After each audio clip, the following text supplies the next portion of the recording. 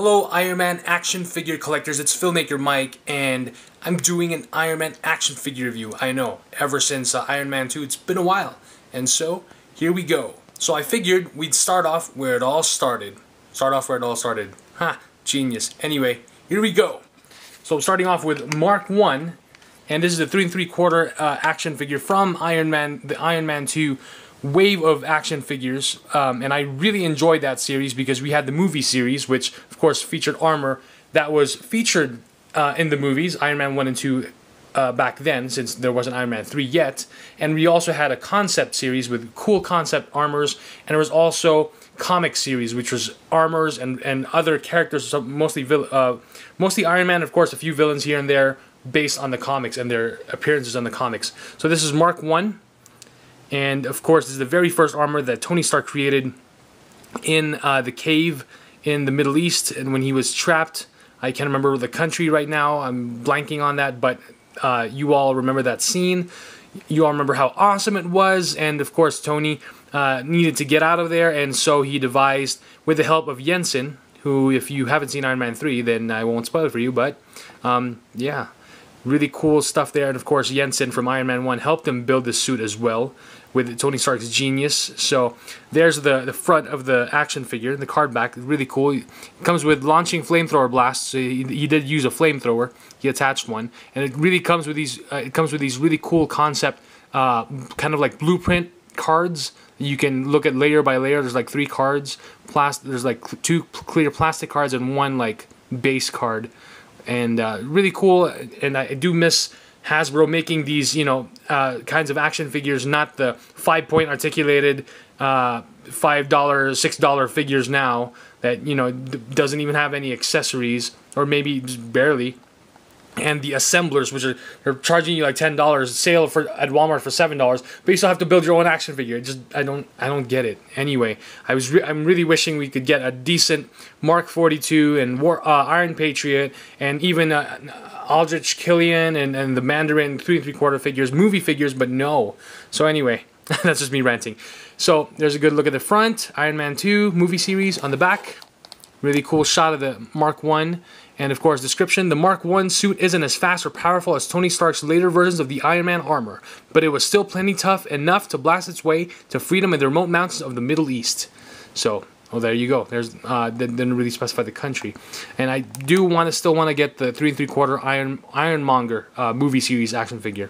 And I still have to get Mark 2 as well. So, really cool. And it's already open. Well, not this one, but there it is. Yes, I actually had 2. I was reviewing I was filming my review on this Mark 1 the other day, but unfortunately I forgot to clear up my camera, and before I knew it, the memory was full and it stopped recording, and I wasn't done reviewing. So I thought, that's okay. At least I have a second. I got a second figure. Supposed to trade this with a friend, but then after I got it, he said he didn't need it anymore. So I thought, hey, it's kind of cool. I'll keep it. I don't know if I might sell it on eBay later or whatever. But at least I have a spare one, so I can show you how it looks in the card back right there. So I'm just going to put him there. And here's the figure already open. And I know I do like to review my figures as I open them, but in this particular case, at least you got to see the figure, how it looked in the card back and the front and the back. So really cool. And yes, this is, by the way, the very first figure in the series, or in the movie series at least. I'm not sure if they're all numbered per series, movie series, concept series, comic series, or they're just numbered all the way, starting with the movie series. So here's the 3 cards. Really cool. First card is like the head. You can kind of see it with the arms. Second card is the feet, the legs, and then third card is the torso. So when you layer them together, it's really cool. Got some stuff there. You've got some stuff there, and you can see the Mark 1. Let me zoom in a bit. So really cool stuff. And of course, what's really cool with these figures also, they came with a nice display base. And you could put the cards down. So let me tilt the camera down. You could put the cards there, so you could kind of display it at the same time with the figure. Really cool concept. I really like that. So I'm going to take off the figure, and really cool display base as well. So here's Mark 1, and I'm going to go over the articulation first. He does have a ball jointed neck, although movement is restricted because of the helmet and the chin, and it easily hits, you know, but you can still get a good motion there. You can turn his head to left, to the right, or to left and right. There you go. And of course, with the ball hinged shoulders, you can also move them up. But of course, it does get restricted because this armor is bulky. But still a very nice range of motion there. Ball hinged elbows right there. And no swivel wrists, just because they're all like one piece with the armor. And that's totally fine, that makes sense. And as you can even see when you watch the movie, if you watch that scene again, it was very, of course, this is the very first armor that he built, that Tony Stark built. And it's very clunky, very huge. At the same time, you know, it was just learning. So it was a learning curve that he had to learn how to make armor sleeker and easier to, for mobility. Of course, he was limited with his resources, but still, not bad work. Pretty good job. So he does have a swivel waist right there. Swivel. These are like ball hinged knees, or ball hinged hips. And then you've got ball hinged knees right there.